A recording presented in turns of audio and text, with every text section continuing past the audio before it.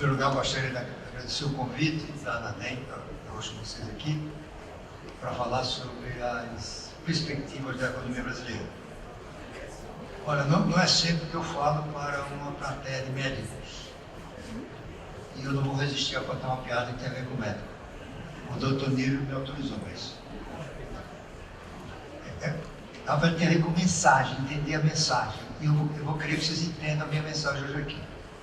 Mas é a história de um casal de caipiras, ou matutos, como se diz no Nordeste, e a esposa foi pela primeira vez a um ginecologista. Nunca tinha ido. O marido ficou na sala de espera e ela entrou. O médico disse: a senhora está bem? A senhora sabe que eu vou fazer algumas perguntas? Sei. A senhora está preparada para responder as perguntas? Estou. Muito bem. A primeira é o seguinte: a senhora tem orgasmo? Ela parou, só um minutinho, abriu a porta assim. Marido, a gente tem orgasmo ou Unimed? Ela entendeu que era pergunta sobre o plano de saúde.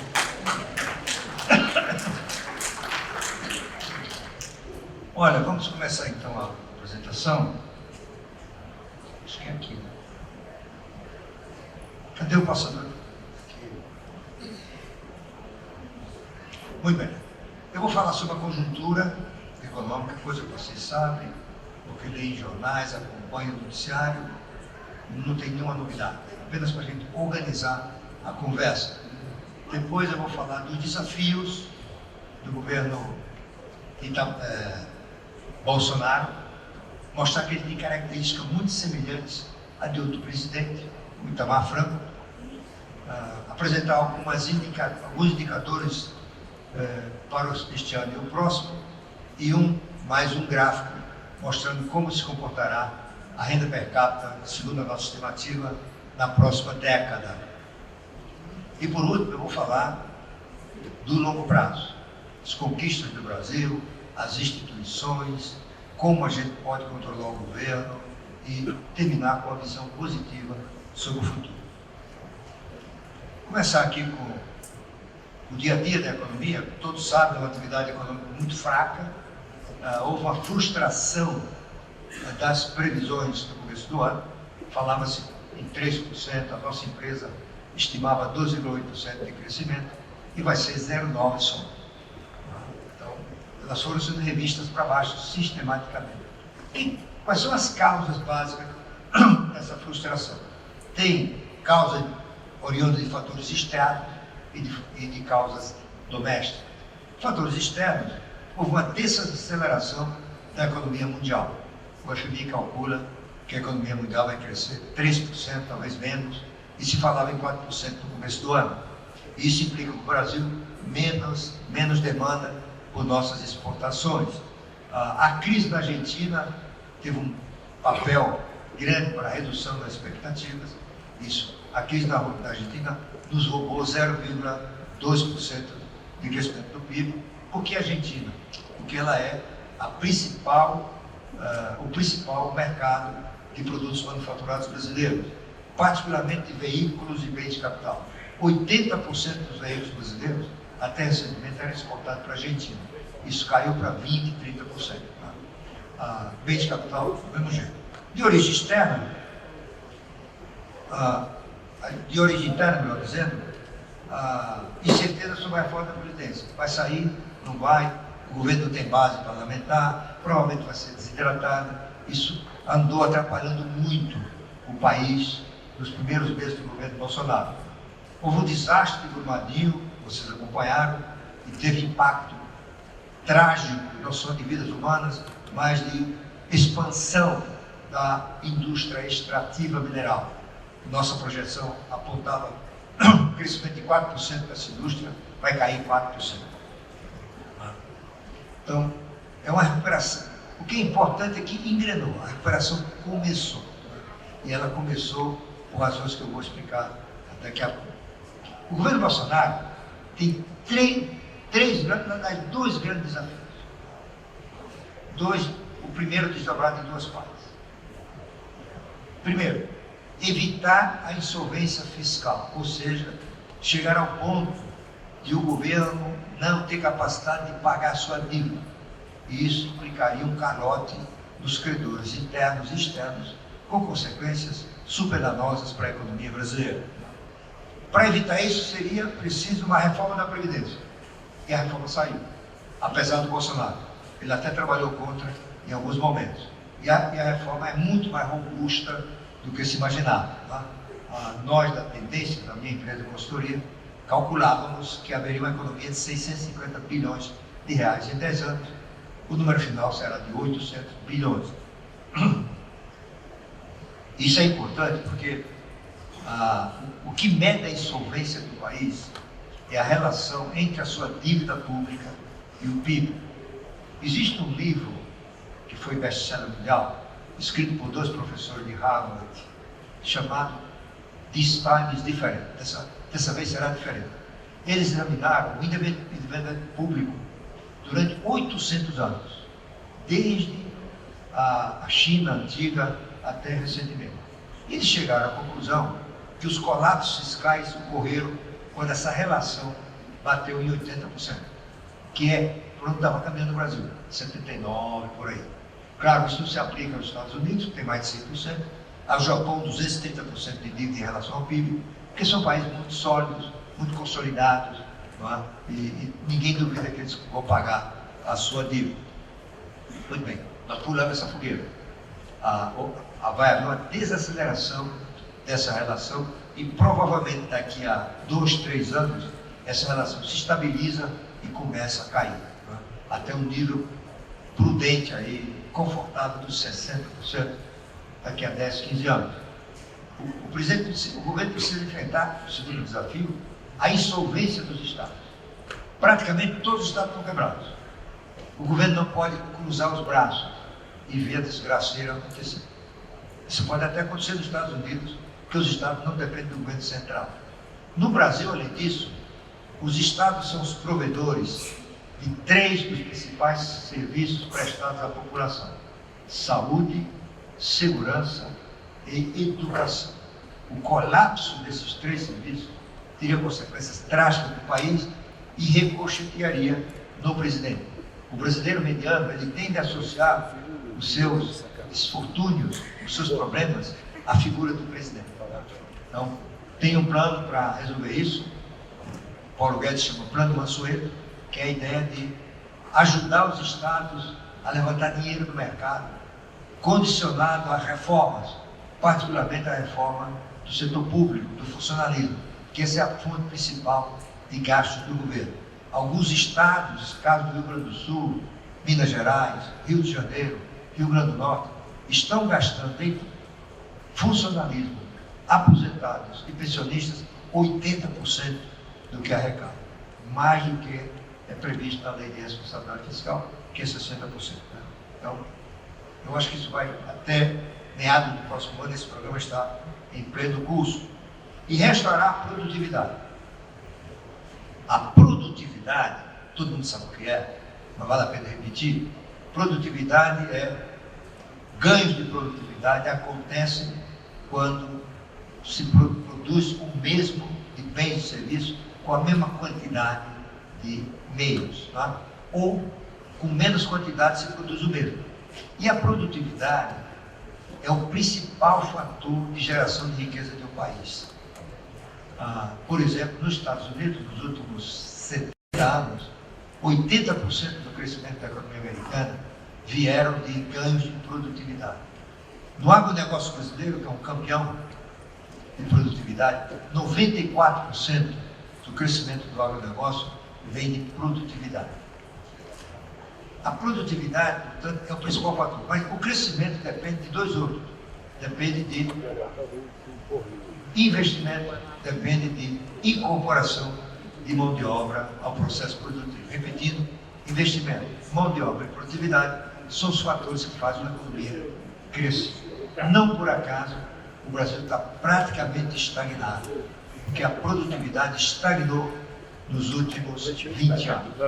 Isso é fruto de uma série de fatores: o caos do sistema tributário, o mau funcionamento da logística, a infraestrutura precária, gastos excessivos e assim por diante.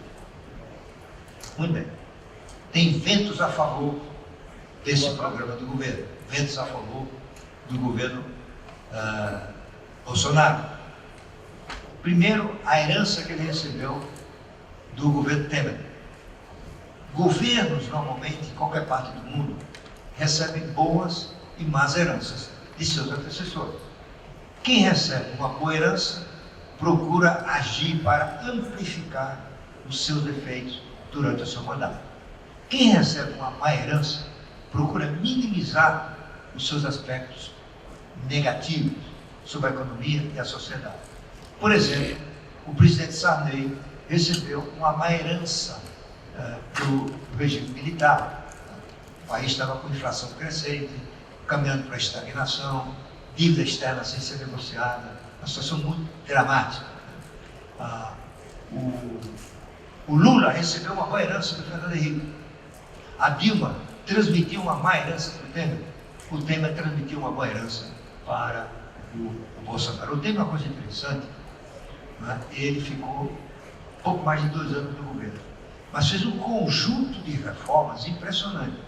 Se nós conseguirmos relacionar a reforma do Temer com o tempo que ele teve no poder, ele é um dos presidentes mais reformadores da história. E eu listei aqui o que me parece as mais importantes reformas que ele legou para o governo Bolsonaro. Tem muito mais do que isso, só aquilo mais relevante. Primeiro, 2 reformas fundamentais. O teto de gastos, que tirou da frente o risco de um calote iminente e restaurou a confiança no país. A legislação trabalhista, que deixou para trás muito do dispositivo de uma antiquada legislação que tinha vindo da era Vargas, né? Essa reforma já está produzindo resultados, sobretudo a redução dramática do número de ações judiciais na Justiça.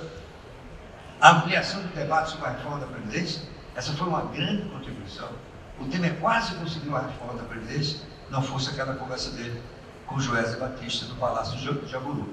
Mas ele promoveu um debate, e esse debate contribuiu para conscientizar o país da necessidade da reforma, aumentou o número dos que apoiavam, diminuiu o número dos que eram contra, e a maioria ficou a favor.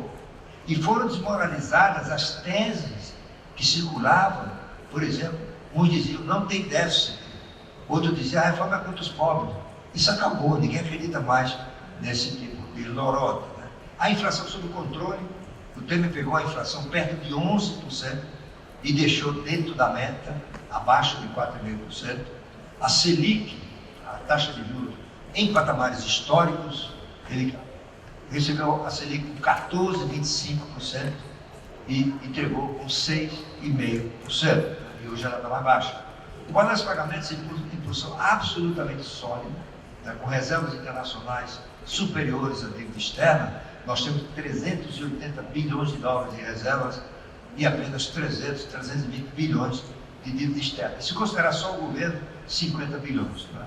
Então, e começou no tempo o fim da recessão provocada pela desastrosa política econômica do governo Dilma.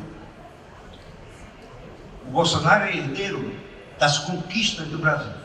Aí são vários governos que contribuíram para essas conquistas de natureza institucional, econômica, social, política. Eu vou detalhar daqui a pouco quais são essas conquistas. Né? Bons projetos de reforma, isso é muito interessante. O Bolsonaro, a plataforma dele foi só para constar. Eu tive a paciência de passar uma vista de olhos no documento, que tinha 70 páginas, e um amigo meu disse, olha, parecia dissertação de aluno do primeiro ano da Faculdade de Economia. Era uma coisa muito só para cumprir tabela, digamos assim. Né? Não tinha ideias, não tinha propostas. Então eles tinham que começar do zero. Ocorre que esse veio de graça 2 projetos espetaculares, justamente daquilo que eles precisavam. Primeiro, o projeto da reforma da Previdência. Ele foi elaborado por um grupo de economistas, liderado pelo professor Paulo Tafta, da USP e do IPEA, um grupo espetacular, financiado do próprio bolso pelo Armínio Fraga, e esse projeto foi servido de base para a proposta de emenda constitucional que resultou na reforma da Previdência. E no caso da tributária, também um outro grupo de brasileiros liderado por um economista paulista, o Bernard Arnault. Eles prepararam um projeto de reforma tributária que é o melhor já visto no país, nos últimos 30, 40 anos. Esse projeto já começou a andar na Câmara, foi patrocinado pelo Rodrigo Maia e tem chance pela primeira vez de passar e o Brasil por um fim ao caos que representa o sistema tributário brasileiro. E sorte. Bolsonaro é um cara de sorte. Novamente, governos precisam ter sorte. Tem uma frase famosa do Napoleão que ele dizia: eu não preciso só de generais, eu preciso de generais com sorte. Ou seja, no dia que a gente vai para a batalha não chove, a gente põe o arreio correto dos cavalos, põe a munição adequada, precisa de sorte. Né? E o Bolsonaro é um homem de sorte. Ele pode ser um novo Itamar Franco. Como eu disse no começo, eles são parecidos naquilo que, como se comportam. Né? O Bolsonaro todo dia fala à imprensa. Um dia diz uma bobagem, no outro também. Então, o Itamar Franco era parecido. O Bolsonaro, diariamente, quando ele passa naquele portão do palácio, ele desce, já viu isso, né? E os jornalistas estão esperando ele dar uma entrevista. O Itamar era parecido. Lá no Palácio do Planalto, tem uma entrada subterrânea. O presidente desce e entra no elevador privativo. O Itamar fazia questão de descer no térreo. Os jornalistas estavam esperando, ele dava declaração todo dia.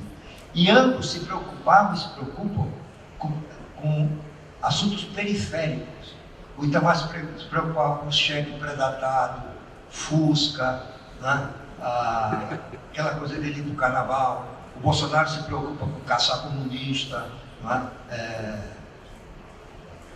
Eliminar multa nas estradas, ajudar os filhos, e por aí fora. Né? E gozar que os dois geravam apreensão, mas nenhum dos dois gerou uma descontinuidade de um processo de reforma que estava acontecendo. O Itamar causava tanto problema que se falava em São Paulo naquela época, que a Bolsa de Valores tinha ido a Brasília falar com o chefe da Casa Civil e pedir para o presidente só falar antes do mercado abrir. Porque ele falar depois que o mercado abrir, isso era um tumulto, era uma volatilidade. Então, muito bem. Deixa eu comparar os dois presidentes. E é bom para lembrar, o Itamar, apesar disso tudo, foi o presidente que acabou a inflação do Brasil, a hiperinflação. Né? Claro, foi o Fernando Henrique que comandou o grupo, mas o mérito maior é do presidente. Muito bem, daqui a pouco eu falo isso. E ventos contra, tem coisa trabalhando contra. Na área internacional, o risco das disputas comerciais entre a China e os Estados Unidos. Isso já está afetando a economia mundial, isso já está afetando os consumidores americanos, e é uma disputa que tem tudo para continuar e para assombrar o mundo. Porque o que está em jogo não é simplesmente uma questão de balança comercial, importação e exportação. O que está em jogo é hegemonia, ou seja, a China caminha para ser a potência hegemônica do século XXI. Difícil tirar isso deles, a não ser que errem muito. Né? E isso implica poder. Né? Os Estados Unidos estão lutando para a China renunciar a essa ascensão. E é isso que a China não vai fazer. Né? Em algum momento, eles vão chegar a um acordo, mas essa briga vai continuar por muito tempo. Enquanto ela continua, gera problema na economia mundial, desacelera, cria sintomas de crise, amedronta os mercados e assim por diante. Em segundo lugar, há uma desaceleração sincronizada da economia mundial. Todos os países ricos estão desacelerando e a maioria dos países chamados emergentes. E tem a questão britânica, o Brexit, a saída que pode ser tumultuada dos britânicos da União Europeia. Isso pode ter consequências dramáticas, tanto para o Reino Unido, quanto para a Europa, quanto para o mundo. E está caminhando para ser uma coisa realmente conflituosa. Talvez, no fim das contas, faça um novo plebiscito e os ingleses revejam a bobagem, com todo respeito, que foi aprovar essa saída da União Europeia. Todos, são jogos que os economistas chamam de soma negativa, todos perdem. A Inglaterra perde, a Europa perde. Na área interna, os ventos a favor são a inexistência, a fraca articulação política do presidente. O presidente ficou 28 anos no poder, mas ele não entendeu bem como é que funciona ainda esse processo, né? Então ele acha que o papel dele é preparar um projeto e caminhar para o Congresso fica com a bola para resolver. E não é assim que funciona em país nenhum do mundo, tá? Todo chefe do governo, seja o presidente, seja o primeiro-ministro, ele tem um papel fundamental na articulação com o Congresso para angariar apoio aos seus projetos, à sua agenda. No Brasil, mais ainda, porque no Brasil nós somos um sistema multipartidário. Nós temos hoje 30 partidos políticos representados na Câmara. São maluquices, mas é a realidade. Então, o partido do presidente só tem 10% da Câmara. E agora não é nada, ele mudou de partido, vai começar do zero. E como é que articula? O presidente, ele é fundamental nesse processo, o chamado presidencialismo de coalizão.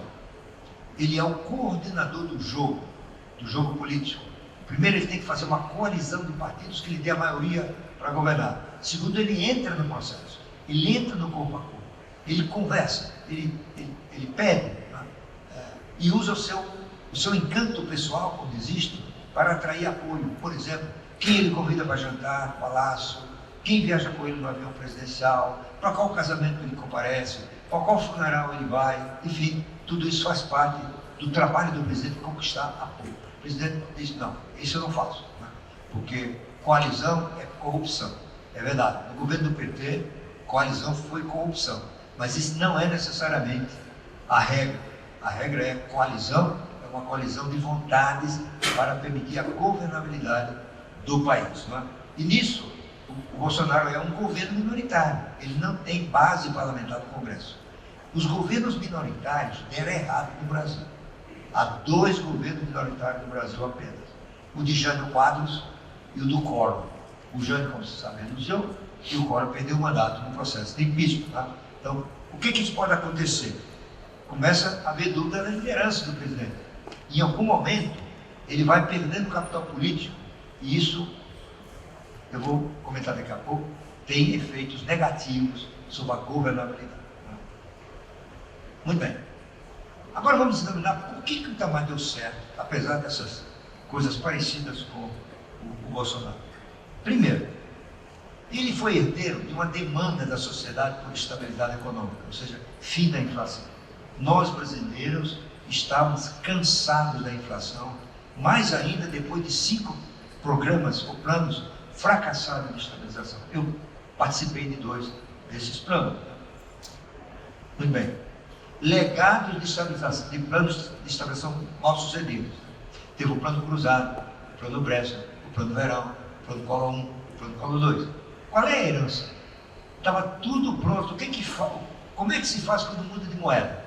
Como é que trata? Mensalidade escolar, prestação de casa própria, ativo financeiro, moeda, e aluguéis. Estava tudo pronto. Por exemplo, a medida provisória do Plano Real, ela é 90% uma cópia das medidas provisórias dos planos anteriores. Em segundo lugar, um acidente. Fernando Henrique escolhido ministro da Fazenda. Isso nunca mais vai acontecer na história, provavelmente, né? Um sociólogo, político, ministro da Fazenda. Por que isso aconteceu? Coisas dos acasos, né? O Itamar, ele também não tinha muita noção dessas coisas, né? E o primeiro ministro da Fazenda dele foi o menos provável ministro da Fazenda, o prefeito de Recife. Um homem de bem, preparado, esqueço o nome dele, né? Gustavo Krause.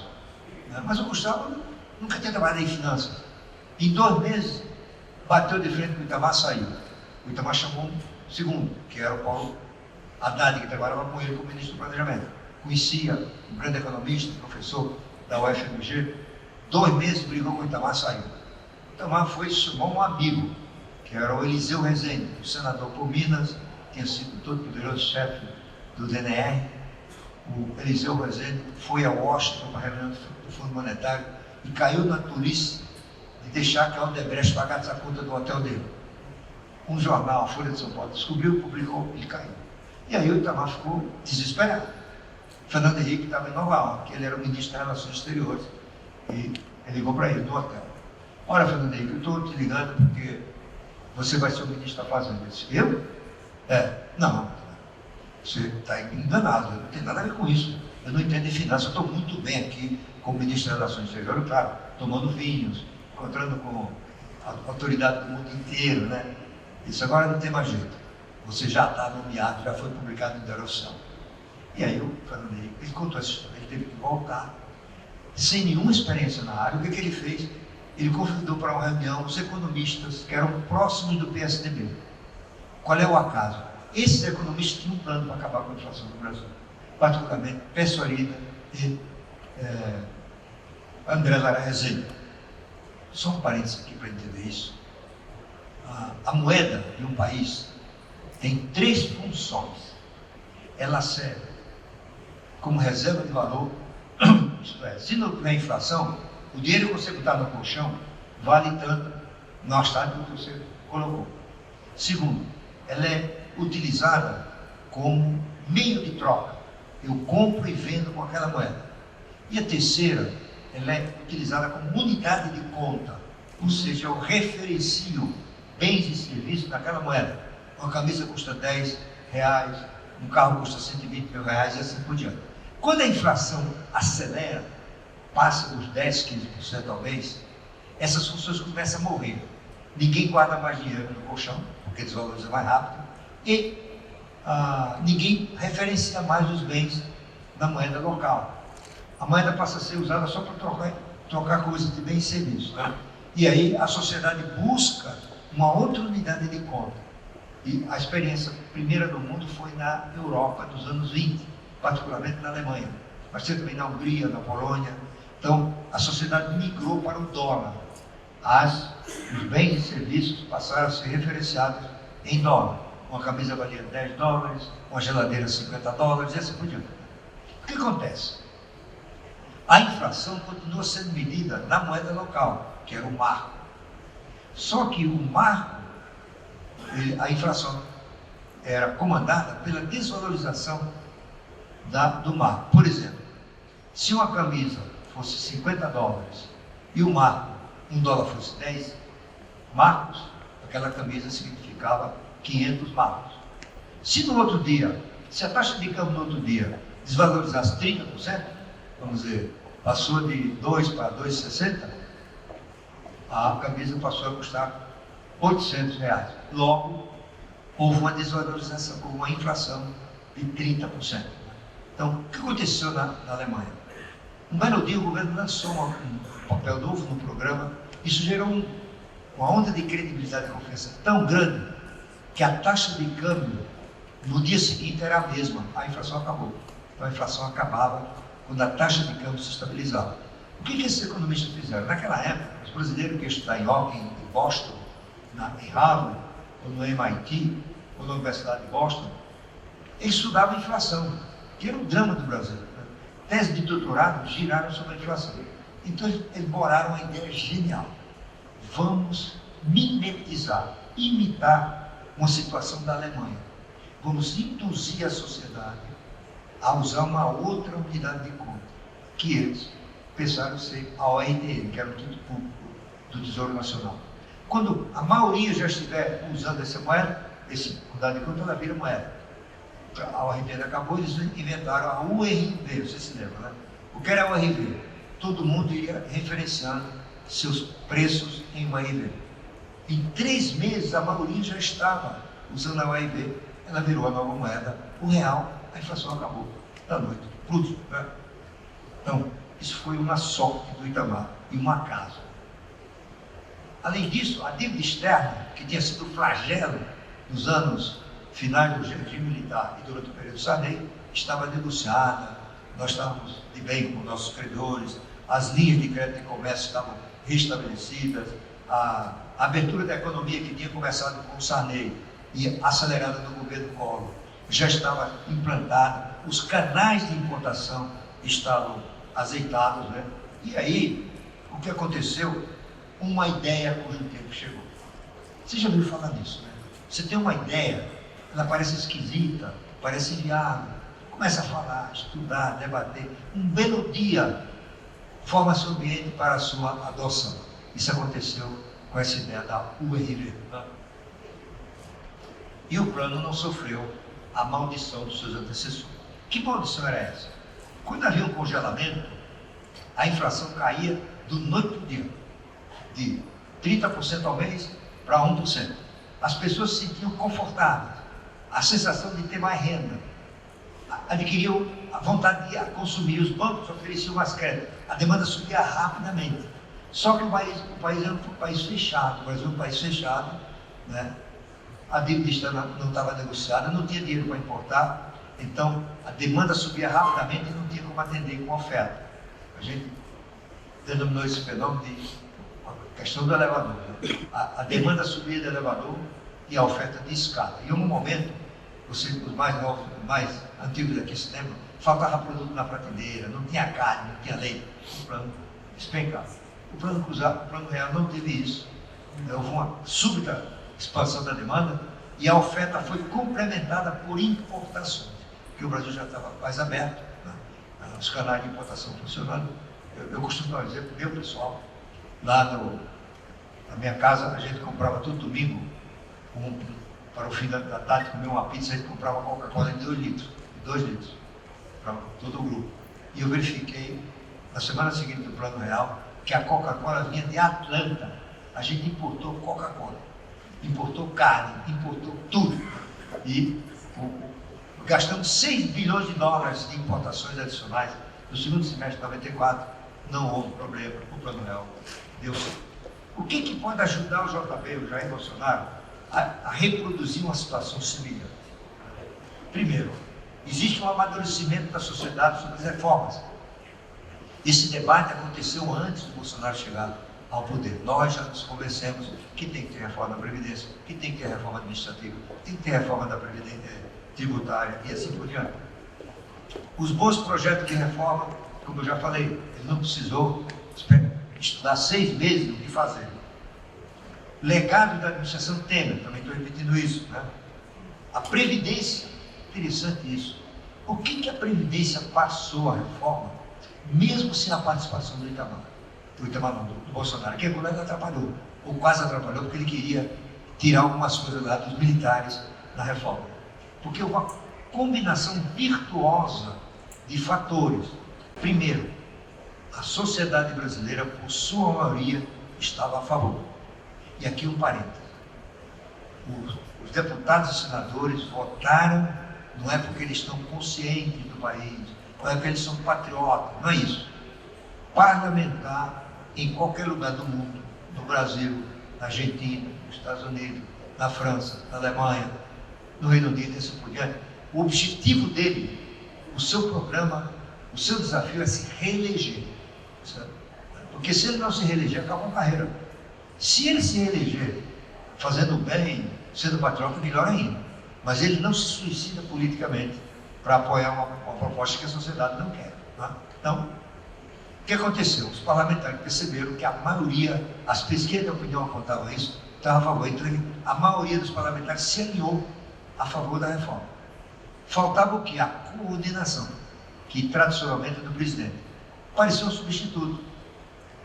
Na Câmara, Rodrigo Maia. No Senado, Davi Alcolumbre. Eles fizeram a coordenação. E a coisa deu certo. Né? A tributária tem chance de passar porque aconteceu uma novidade. Além de um bom projeto, os estados estão de acordo com a reforma, estão de acordo em renunciar ao ICMS e pôr um fim à bagunça que é o ICMS. Os municípios aqui eles resistem, mas a maioria também está de acordo. Né? Então, e tem a liderança novamente do Rodrigo Maia. E se o governo agir bem, ele se alia ao Rodrigo Maia, põe as ideias dele, e provavelmente a gente teria a melhor reforma tributária, com impactos positivos na economia brasileira, já entre o final do próximo semestre e começo do segundo do próximo ano. Tem a agenda microeconômica, vários projetos que estão funcionando sob o título de infraestrutura. E aí não tem problema de dinheiro, porque há um grande apetite do setor privado para investir em infraestrutura. A infraestrutura tem uma vantagem, à medida que ela vai construindo, ela gera demanda da economia. quando é concluída, gera oferta. Os serviços ficam melhor, a logística funciona mais, os aeroportos funcionam bem, né? E o governo tem boas equipes, na infraestrutura, na economia, na agricultura, né? Quem mais? Acho que é por aí, né? Tem umas que a gente fica em dúvida, mas enfim, no que importa para nós aqui na área econômica, esse Bolsonaro fez uma boas equipes. Qual é o risco? Ele.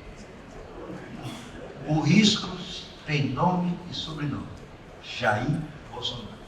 Ou seja, é ele, digamos assim, vamos pensar no extremo.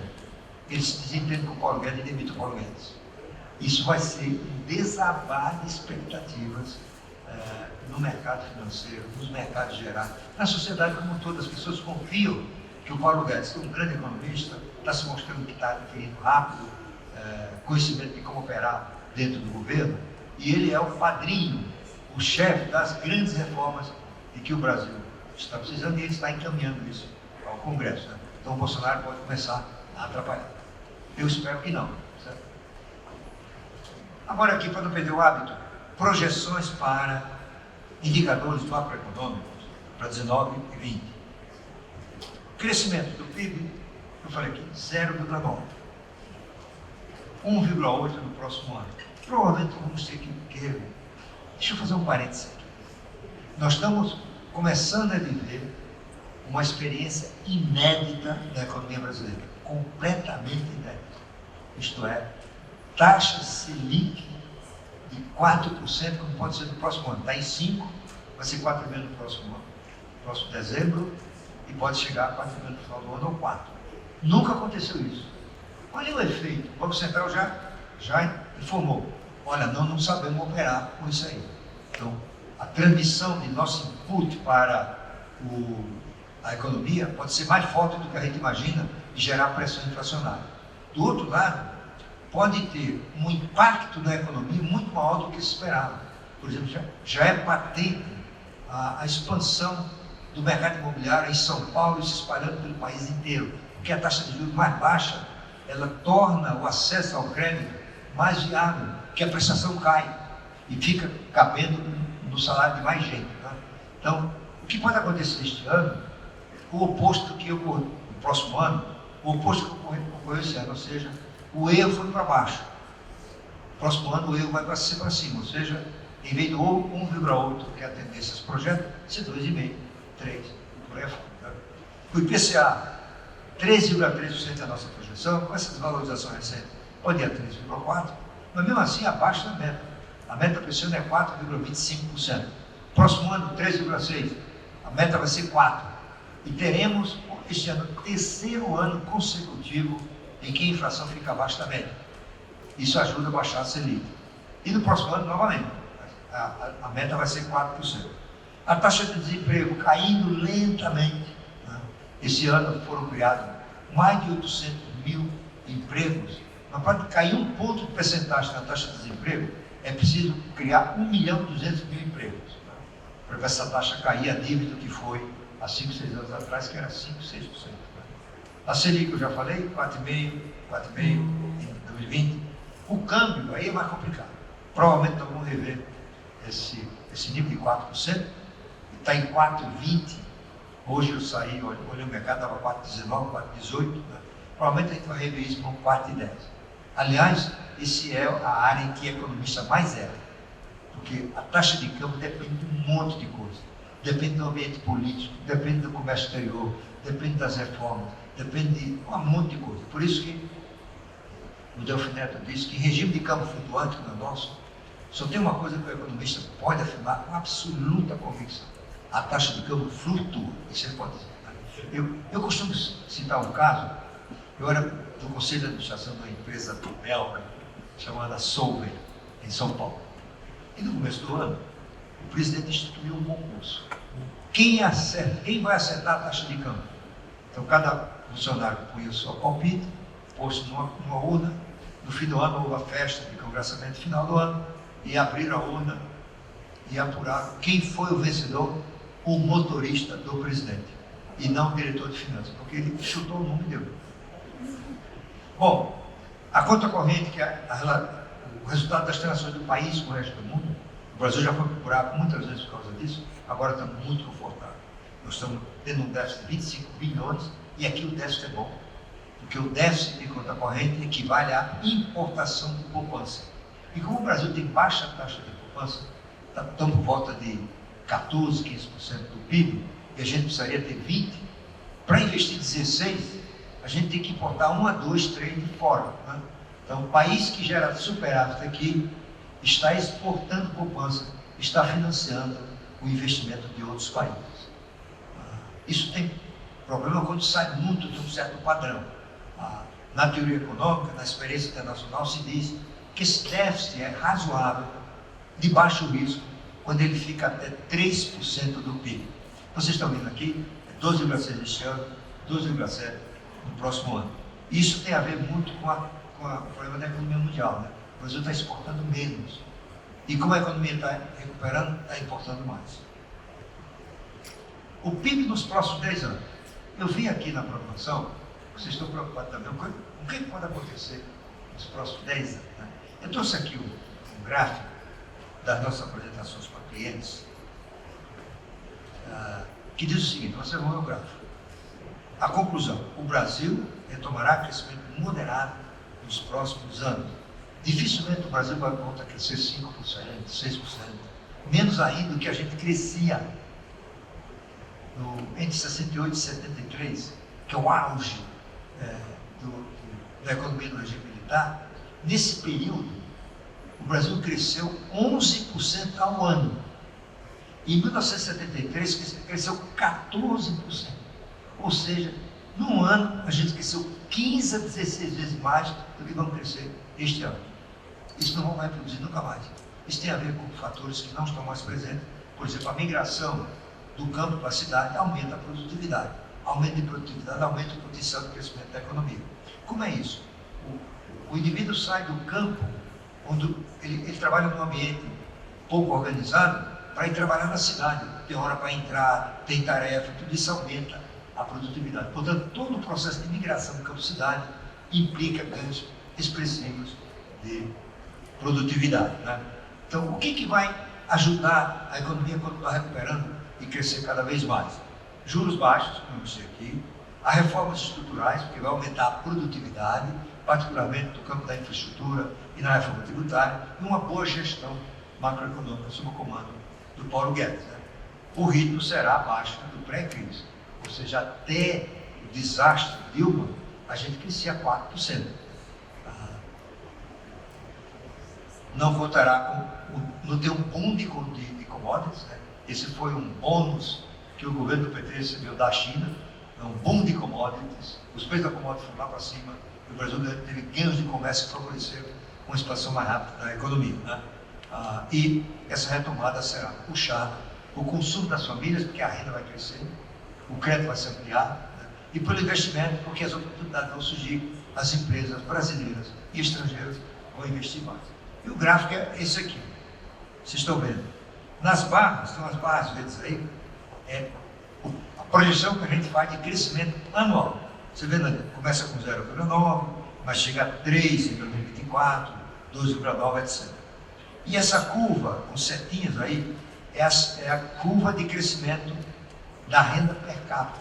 Uma coisa curiosa, se não houver nada que desande aqui no Brasil, a renda per capita vai praticamente duplicar nos próximos 10 anos. E se a reforma for mais profunda do que se imagina, vai mais do que duplicar. Por que eu estou trazendo isso? Porque é isso que importa no mercado do médico cirurgião plástico. Ele depende de renda e ele depende de crédito. Por exemplo, pessoas que podem tomar um empréstimo para fazer uma cirurgia plástica complexa. Pessoas que ganham mais tendem a usar mais a cirurgia plástica. Por exemplo, eu fiz uma cirurgia plástica de pálpebras. O meu pai, que era um pequeno alfaiate do interior da Paraíba, ele não tinha como pagar, não fez. Morreu com as pálpebras, ele quase não via quando ele morreu. Eu até quis patrocinar uma cirurgia, mas ele não queria não, ele queria morrer do jeito que ele estava. Então, portanto, os próximos anos, eles são favoráveis a expansão do mercado para tudo no Brasil, mas particularmente na área de serviços. Serviços vão crescer mais rapidamente do que o resto da economia. Vai crescer mais do que a agricultura, vai crescer mais do que a indústria, né? E vocês estão no campo dos serviços.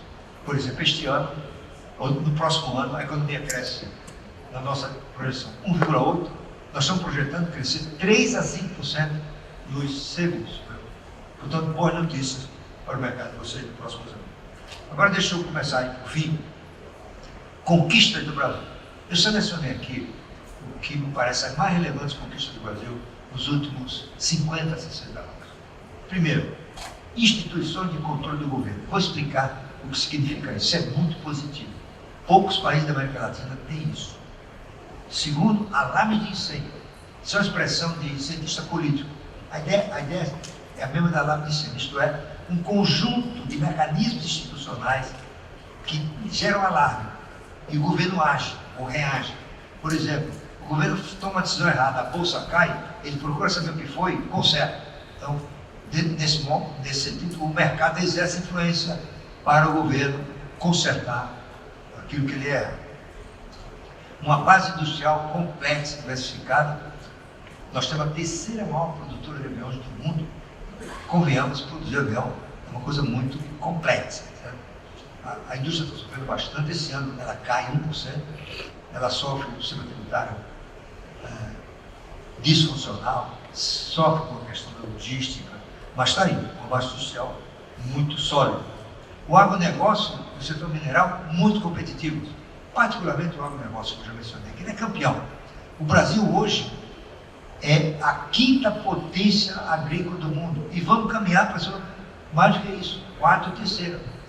Este ano, o Brasil será o exportador número 1 de 6 produtos rurais: café, açúcar, carne, frango, suco de laranja e etanol. Segundo maior exportador de petróleo este ano, o Brasil será. Então, o petróleo não tem a ver com o agronegócio. E tudo indica que dentro de 1 a 2 anos, o Brasil vai passar os Estados Unidos como o maior produtor mundial de soja. E o país é o único no mundo, como potência agrícola, que pode dobrar a área com grãos sem derrubar nenhuma árvore. Não precisa que agora está derrubando mata na Amazônia, porque tem terra sobrando, particularmente as terras em que a pecuária foi abandonada. O Brasil, a área ocupada com grãos no Brasil é 70 milhões de hectares.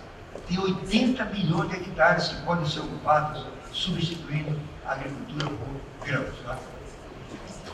Balanço de pagamento saudável, como já falei aqui, reserva mais do que a dívida. O Brasil é credor internacional, ou seja, o Brasil tem mais dinheiro estrangeiro do que deve no estrangeiro.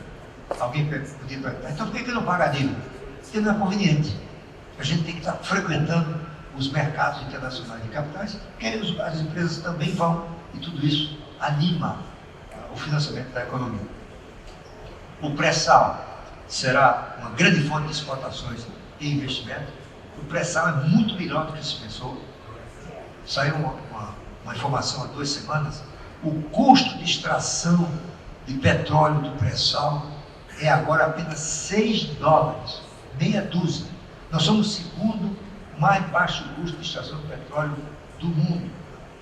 E tudo isso vai gerar cada vez mais investimento. O Brasil até foi convidado para fazer parte da OPEP, o cartel dos produtores de petróleo, claro, não aceitou o convite porque não interessa. Né? O Brasil não quer ficar amarrado a um cartel que estabelece as regras para comercializar o seu petróleo.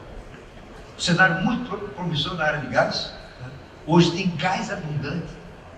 O gás que está se retirando se enterra de novo, ou pega fogo, e nós caminhamos para ter uma expansão da distribuição de gás no Brasil, em que as residências serão cada vez mais abastecidas por gás encanado, as empresas industriais com gás encanado, as termoelétricas, e tem várias vantagens. Além da abundância do gás, o preço vai cair, porque a Petrobras vai perder um pouco do seu monopólio, e tem várias vantagens. Por exemplo, o gás é mais seguro do que o botijão de gás, o botijão explode, é mais seguro do que lenha tem poluição, funciona melhor e assim por diante.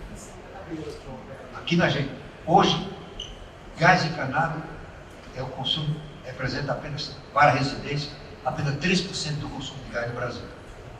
Na Argentina já é 60%. Vamos chegar lá. Sistema financeiro sólido, sofisticado. O Brasil está há 25 anos sem uma crise bancária. Aquela situação em que os bancos quebram e ninguém consegue mais tomar dinheiro para capital de giro, a coisa vai despencando. Os bancos não quebram porque o Banco Central é um excelente regulador, eles estão muito bem capitalizados. Um forte mercado interno. O Brasil está entre as 10 maiores economias do mundo. Se vocês se lembrarem, aí por volta de 2010, 2011, o Brasil começou a chegar perto do Reino Unido. O Brasil ia passar o Reino Unido, ia ser a 6ª economia do mundo. Aí veio um vendaval, chamado Dilma Rousseff, e a gente despencou para o 9º lugar. Agora a gente voltou para o 8º, vamos provavelmente daqui a 5, 10 anos para o 7º, e não tem dúvida. Há um estudo feito por uma consultoria americana, que diz o seguinte: quais serão as 5 maiores economias do mundo em 2050? Claro, está sujeito a chuvas e troadas. Número 1, China. Número 2, Índia. Número 3, Estados Unidos. Número 4, Brasil. E número 5, provavelmente Indonésia ou Malásia. Né? Então, o Brasil vai ser um dos grandes dentro de 30 anos, se não fizer muita bobagem. E enormes oportunidades, nem preciso falar. Tudo que você imaginar de oportunidade no Brasil. E aqui eu vou caminhando. Fim. O quadro institucional do Brasil é muito sólido. Tudo é correto dizer que o Brasil tem sólidas instituições. Quais são? A democracia está consolidada. Não tem nenhum risco. Nós estamos há 34 anos de estabilidade política, é o maior período da nossa história. O segundo é 45 a 64, durou 19 anos e terminou no regime autoritário, regime militar. Né? O judiciário é independente. O judiciário tem problema, que é anticapitalista, mas naquilo que importa, decisão do judiciário todos acatam. E o judiciário é independente para decidir. Quando a gente fala no exterior que um juiz singular no Brasil condenou à prisão o presidente mais popular do país, e ele baixou a cabeça e foi cumprir a sua sentença, desmentindo prisões de que ia ter uma convulsão no país, isso mostrou o seguinte: obediência à lei, obediência a uma decisão judicial. Né? A investigação da corrupção é feita de forma autônoma pelo Ministério Público, pela Polícia Federal. Você não tem nenhum poderoso que chega no Ministério Público, liga fulano de tal na investigação, ou chega na Polícia Federal, não faz isso, não, eles são autônomos. Isso é muito valorizado no exterior. E tem a imprensa, aqui eu estou citando uma frase da revista The Economist, a mais importante revista de negócios do mundo. Diz assim: a imprensa no Brasil é livre, independente, competitiva e agressiva. Ou seja, a grande imprensa do país não depende do governo. O Bolsonaro mandou cancelar as assinaturas da Folha, fala agora da Folha todo dia. A Folha nem caiu, ela continua criticando o governo, fazendo matérias que o governo não gosta, porque esse é o papel da imprensa, né? Fiscalizar e pressionar permanentemente o governo, apontando os seus erros, apontando os seus equívocos, apontando a corrupção. A imprensa é parte importante desse quadro que nos levou a uma democracia sólida. Disciplina de mercado, como eu já expliquei aqui, o governo reage quando o mercado azeda. Isso é, o mercado contribui para controlar o governo. Não manda no governo, mas contribui para evitar erros. O pobre vota. Isso é uma novidade que tem 30 e poucos anos. Pobre, eu estou considerando aqui o analfabeto. Até 85, analfabeto não votava no Brasil. Até 1930, mulher não votava, era só macho que votava. Né? Então, hoje é universal, todos têm o direito de voto a partir dos 16 anos. E aí, novas crenças surgiram na sociedade.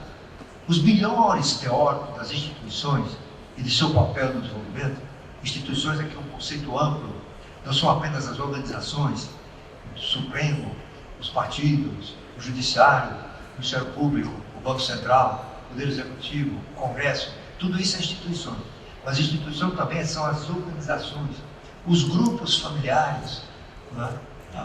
As instituições formais e informais, tudo aquilo que influencia as pessoas, né? na sua decisão de investir, de assumir risco, de agir. E o Douglas North, um economista americano já falecido, ele tem um livro monumental sobre isso, e escreveu um outro explicando como nascem as instituições. E ele mostra lá que as instituições nascem normalmente das crenças da sociedade. Quando as crenças mudam, as instituições avançam. Né? E o Brasil teve duas crenças novas nos últimos 30 anos. Primeiro, intolerância à inflação, que é maior dos pobres, que foram eles que pagaram o preço maior da inflação. Provavelmente aqui vocês já ouviram falar, os mais maduros aqui, se falar no Brasil, a gente precisa de um pouquinho de inflação para crescer. Tem um político falar, a inflação é o combustível do desenvolvimento. Eu vi um ministro dizer, a gente precisa de um pouquinho de inflação para crescer. Nunca mais. Porque pagamos um preço terrível por essa leniência com a inflação. A inflação não presta. Melhor para o país é a inflação baixa, 2%, 3% e sob controle. Né? O que significa isso?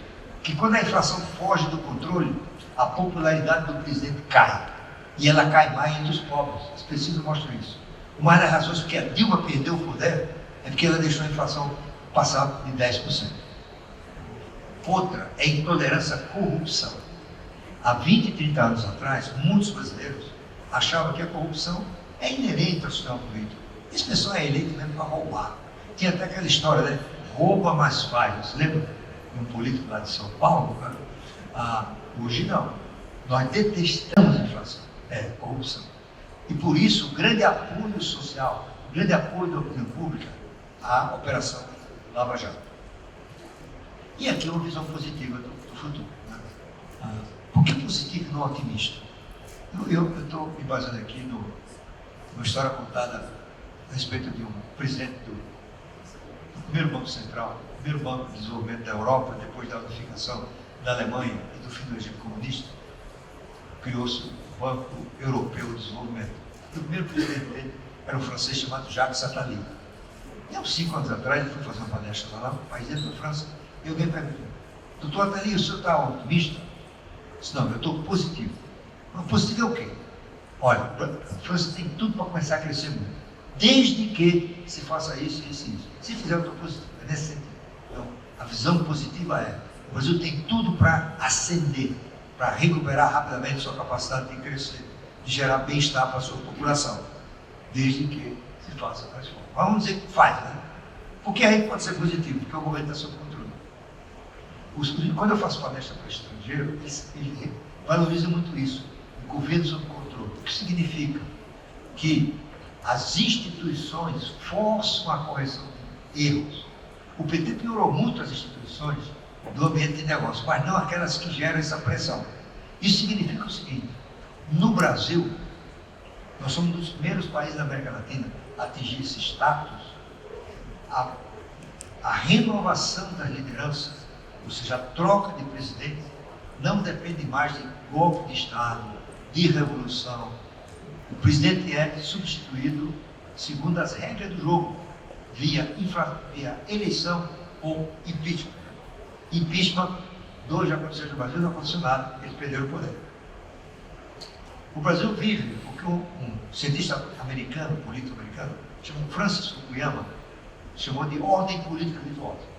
O Francis Fukuyama é autor de um livro que foi muito debatido, O Fim da História. Ele dizia que com a extinção do comunismo, o mundo iria todo para a democracia e a economia de mercado. Não aconteceu isso, ele fala que não foi bem isso que ele queria dizer, mas seja como for, ele escreveu há 10 anos atrás um livro monumental de 2 volumes, que se chama As Origens da Ordem Política, já traduzido para o português. E ele examinou a ordem política desde a antiguidade, lá nas origens da antiguidade até a Revolução Francesa, é o primeiro volume da Revolução Francesa para cá. E ele chegou à conclusão que a prosperidade é uma coisa nova no mundo. A prosperidade, os países crescem, tem 200 anos só. Em 1820, quando começam as estatísticas de crescimento mundial, o mundo tinha ficado estagnado do ano 0 da era cristã até 1820, o mundo estagnou. Não é? A renda per capita de um operário inglês, em 1820, era igual ao do soldado romano, né? Do princípio do da era cristã. A renda per capita se alterava quando tinha uma desgraça, por exemplo. A peste, a grande peste,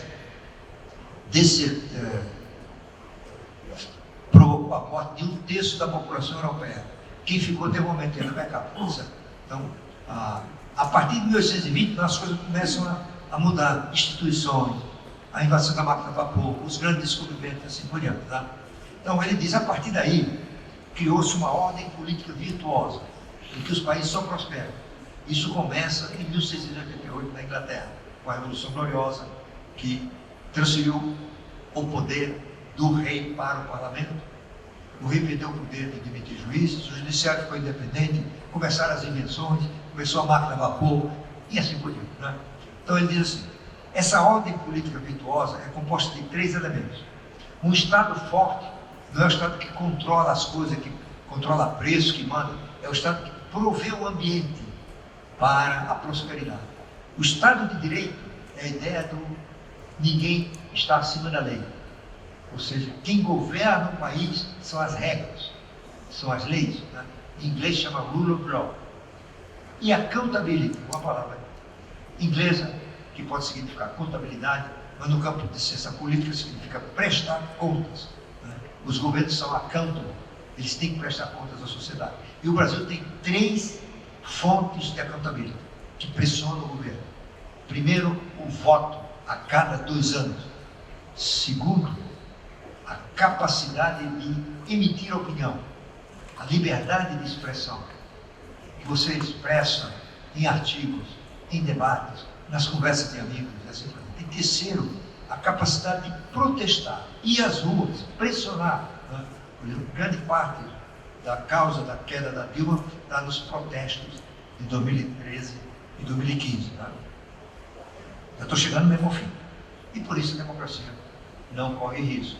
Quando Bolsonaro foi eleito, uma revista, a mesma de Economist, fez uma capa. Bolsonaro é uma ameaça para a América Latina. Errou redondamente. O Bolsonaro não é uma ameaça para o Brasil, menos ainda para a América Latina. E se ele quiser botar as mãos fora da manga, quem impede é ele. Porque esses mecanismos agem no sentido de promover o impeachment dele. Né? Portanto, enfim, nós temos pesos e contrapesos, como se diz na linguagem da ciência política, que forçam a mudança de administrações que chegam ao fim ou administração mal sucedida. Né? Quais são os riscos? Novamente, Jair Bolsonaro. Ele perdeu seu capital político, ele tem crises políticas, deficiência de articulação política, e tudo isso começa a travar a agenda. Ele começa a perder no Congresso, tudo vai impactando a confiança, né? Mas eu acho que nenhum deles tem o poder de fazer o Brasil descarrilhar. Você pode talvez aportar o crescimento, mas não virar uma Venezuela. Chance zero do Brasil virar uma Venezuela. Portanto, se você considerar em resumo, a economia está recuperando, tem tudo para crescer mais do que a gente está prevendo, né? O Brasil tem conquistas que formam uma plataforma de lançamento que vai ser impulsionado pelas reformas, temos instituições sólidas, não tem risco na democracia, tem tudo para continuar otimista com o futuro do Brasil. Muito obrigado.